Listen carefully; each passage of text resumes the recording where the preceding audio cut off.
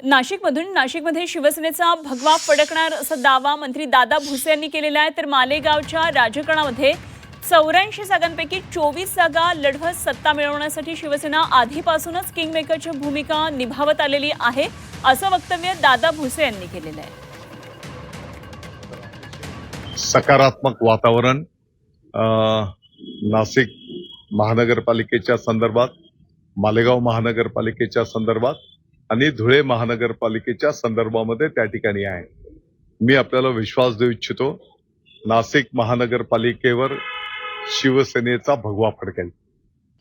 या क्षणाला तर शिवसेनेचा प्रत्येक उमेदवार निवडून आणणं हे एकमेव उद्दिष्ट आहे। जेव्हा काय परिस्थिती होईल, जनता जनार्दन कोणाला निवडून देईल, ते जे काही न्याय निवाडा निकाल होतील त्यानंतर ते बघू आपण। हे तर गेल्या अनेक वर्षांची परंपरा आहे ना मालेगावची।